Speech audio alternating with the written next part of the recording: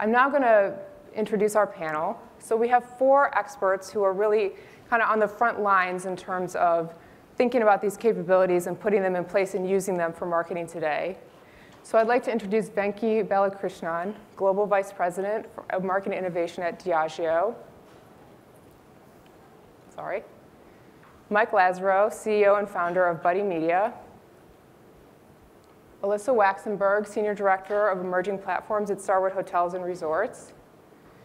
And Rachel Weiss, Assistant Vice President, Digital Strategy and Interactive Marketing at L'Oreal.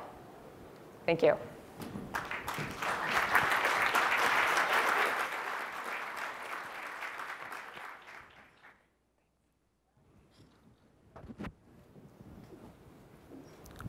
Excuse me.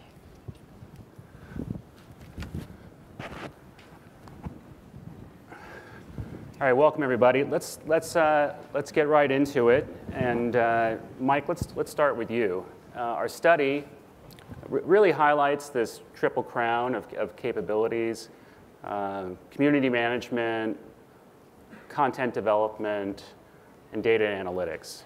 Why are these so fundamental for brands as they expand their social and digital marketing activities? And where do you see brands making investments in these areas?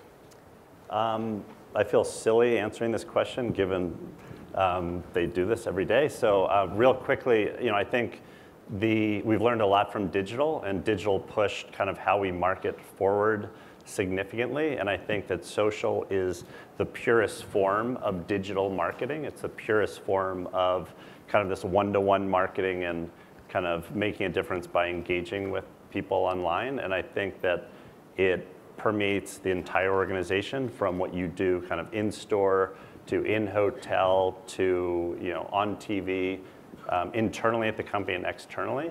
And so with that, I'm going to say very little on this panel because they actually have the money, so I'll pass it over. Yeah. Well, Alyssa, you and I have talked before about the connection between content and analytics. How do you operationalize that at Starwood? How do you make content decisions in tandem with analytic insight? I would say, to the point of your study, we're probably on that same journey of levels. For the last year, we've built out an infrastructure that supports 9 brands, a loyalty program, and 1,000 hotels around the world. So a lot of that has been the conduit to creating the content.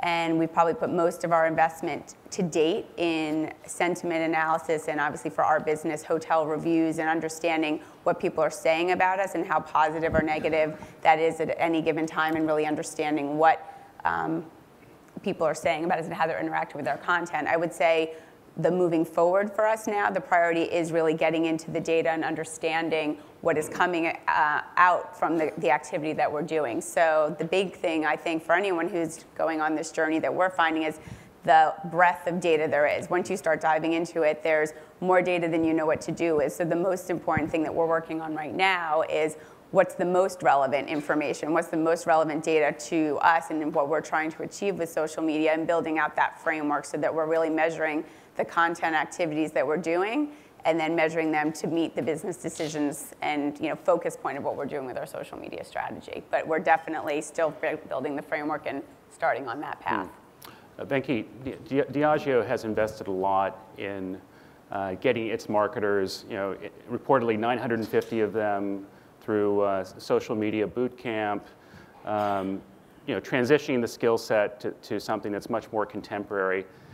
Can you share where Diageo is in the journey of transitioning its marketing to something that's much more digital, much more social? The first realization we've come to is digital marketing is not a bolt-on or an adjunct to the stuff you always did. All marketing today is digital marketing. So within that context, fundamentally how we go to market with our campaigns has changed, and there are 4 vectors driving this. And the first is social. If you look at our business, we are in beer, wine, and spirits. We were social before social media came along. We were social before there was an internet. Social connections and conversations are at the heart of how our brands get built. So now, if you take that dynamic, the dynamic that's driven our category has been amplified and accelerated through social media. So social media is not a media channel for us. It's actually a way of doing business.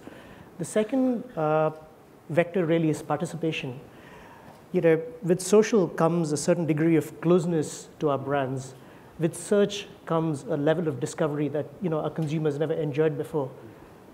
What all this does to our consumers is they no longer want to be passive recipients of our marketing. They want to participate. They expect to participate in the affairs and the activities of our brands. So no longer are we creating monolithic one-way messaging. We are constructing campaigns from the ground up that allow consumers to participate, to share, to comment, to co-create, to collaborate with us. The third thing, and probably the single most important thing in how our campaigns are evolving, is that of radical transparency. Today, we are subject to such a level of scrutiny because of these channels and because of putting ourselves out there. Now, no longer can you hide behind a beautiful ad campaign and a hollow claim. With one Google search, you can find out the emperor has no clothes. So today, actions speak louder than words. If my brand stands for the most extraordinary nightlife, I better stop talking about it and start creating extraordinary nightlife in the real world. So it's all about actions, not words. And our messaging and our communications is about pointing the camera about the things we do in the real world and inviting consumers to participate in it. Last but not least, we've redefined the role of media. We are using paid media, and we're not saying paid media is bad. It's not out with the old and in with the new. But we're using it for the purpose of driving people to our own channels, because that's where we believe we can deliver our richest and most immersive brand experiences. So those are the 4 ways in which I think marketing is changing in the way we do it. Great. Rachel, I want to bring you into the discussion too here.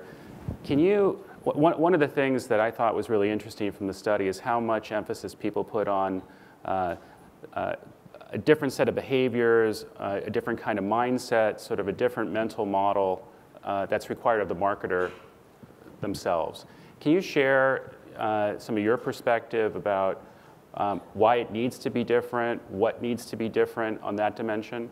I mean, the skill set I find that in successful social marketers are people who not only are creative and also analytical. It's very left-brained, right-brained. They're very passionate. I work in a very large organization where we still evangelize about what social marketing is and what it means for our organization. And the people who are my advocates for this, many times are not senior executives within the organization.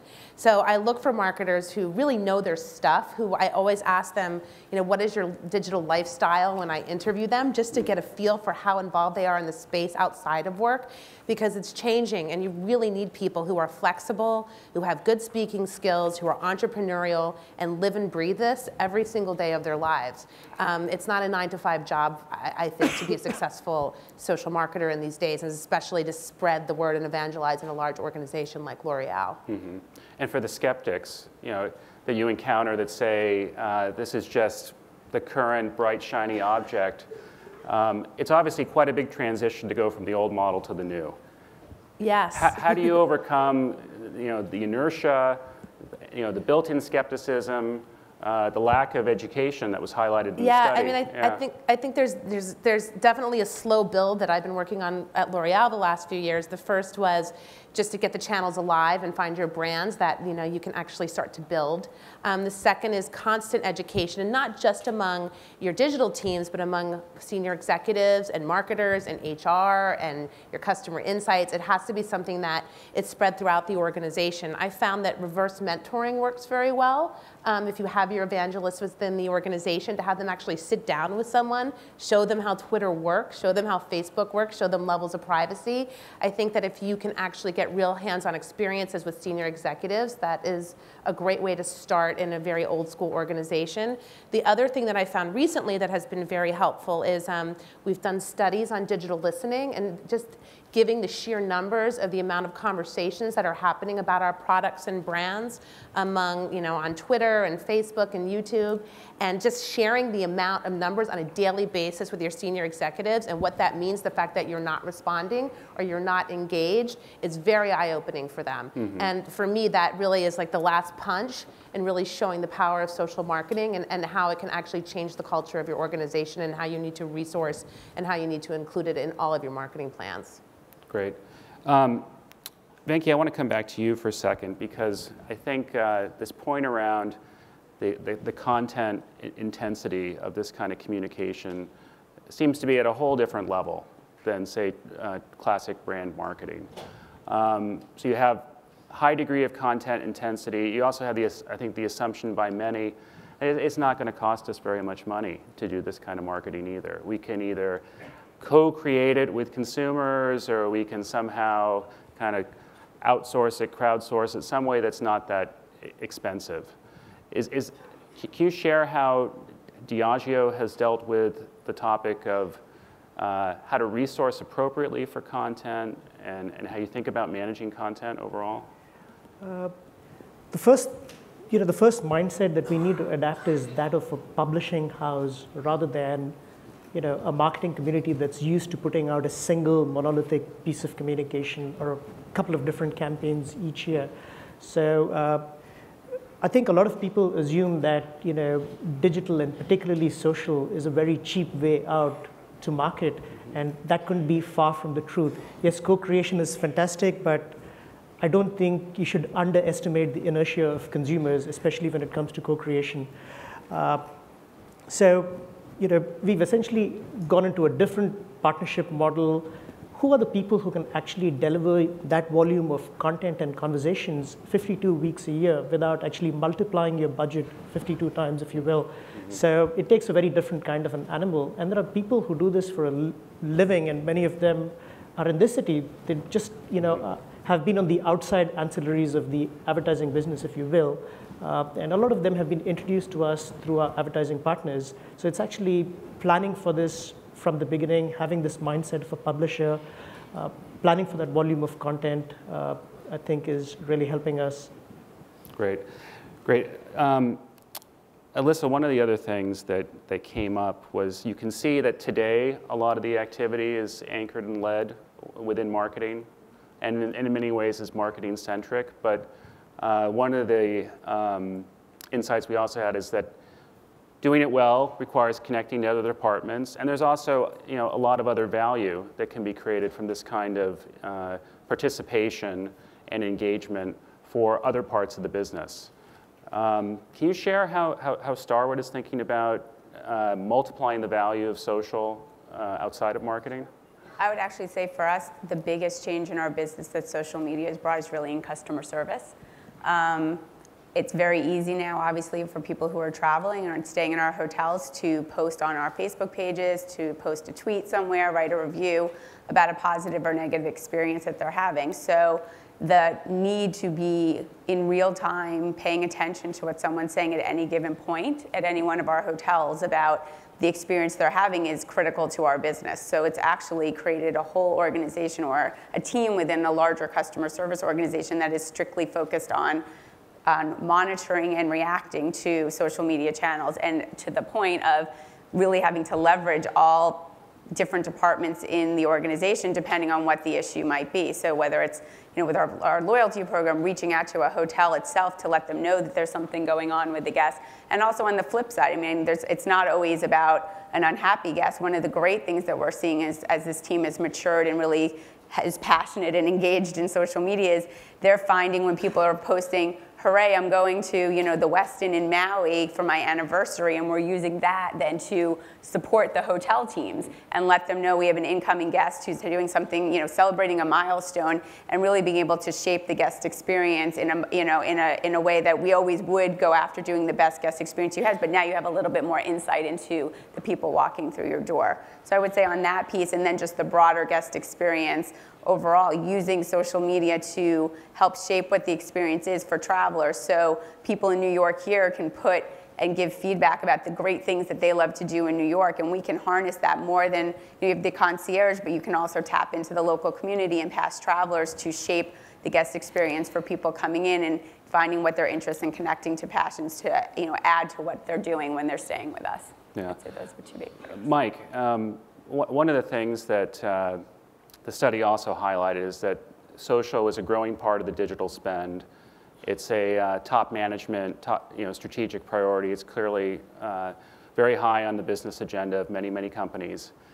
And it also seems that when you look at what people are saying about the benefits and the metrics, that a lot of marketers are looking at this with a lot of potential for branding. And in many ways, focusing on brand value and attracting a set of advertisers that didn't really jump in first to search or even online display, and have primarily been spending money in things like television and magazines. Can you share some perspective? You work with a lot of these companies. Why is social connected to the promise of a much richer brand experience than, say, some other parts of digital? Well, I think in general, shouting at consumers and just this one-way monologue of advertising cannot really, it can get people to change their purchase intent potentially, and it can change consideration sets, and sales can move up when the purchase happens, but it can't fundamentally change the guest experience, the product experience. And so what we're hearing today is, and I think a lot of us in the room have seen it, you can wow someone like they've never been wowed. So literally their face falls off. They're so wowed by something. When you show up at a hotel and they know something, or there's something with a product. I love Kiehl's. I actually do. I like the Musk stuff that you guys sell. I love Kiehl. Someone's saying that, and you get them. Someone who is a very big customer, or what you can do with kind of nightlife and events. With Diageo, and I think what we're hearing is that we're not in the business of just putting out content, but we're also kind of, what's the audience, how are they reacting to it? And with the shift, I think that's underway at Facebook, who's out innovating, I think, any other company right now in the digital space, they're basing their whole platform off of that engagement, not what you're putting out and how much you spend with us, but how are consumers reacting to it? And so, I think that if you can get really good at marketing on Facebook and Twitter and YouTube, which were the three top kind of destinations, Facebook 90% of the list, then 70, and then 40 for YouTube, you can get good at just talking to your customers anywhere. Yeah, Alyssa, Rachel, do you guys want to jump in and build on that at all? Yeah, I completely agree with Michael. It's we've been in the business of building fans and building subscribers, and the next phase of our social marketing business is how do we respond to them? How do we include them in the path to purchase, where they are advocates and they are influential and that they are loyal? And that's our job to do that. And to Michael's point, I think that's really the evolution of not only how the technology is going, but it's where we also need to culturally shift our organizations to be able to incorporate that formally rather than just pushing out content. It's also how do we respond. I mean, I would say it's the same. It's similar to the brand building, the guest experience, all of those components. Once you have the platform, it's really now how are you making that experience a two-way thing between you and your customers. Great. So Venki, I'm going to give you the last word here. We stuck our necks out with a sports analogy and said it's not Tom Brady, it's more like Xavi from Barcelona. Can you shed some light on how you're thinking about the way that the brand marketer needs to transition, and what will be the key success factors for the brand marketer in the future at Diageo? We've spent, as you mentioned earlier, a lot of time on capabilities. We've done social media boot camps for about 1,000 people across the world.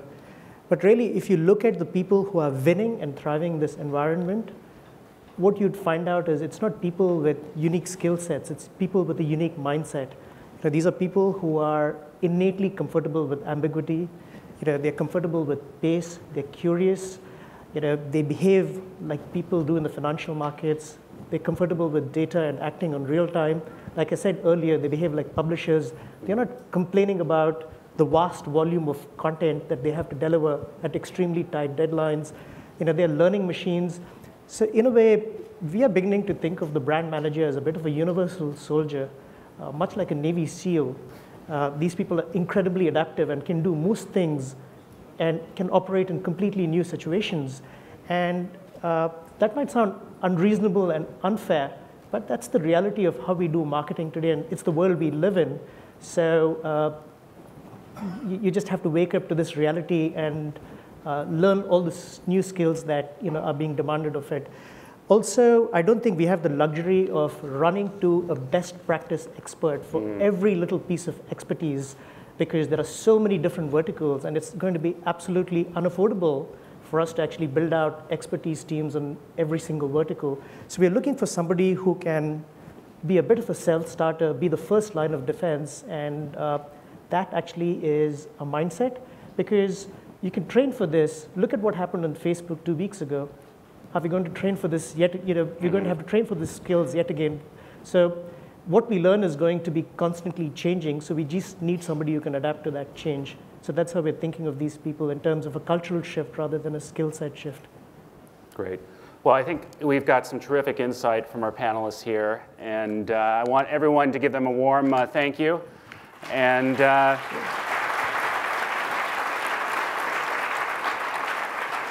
we really appreciate all their support and participation in our effort and our study as well. Thanks very much.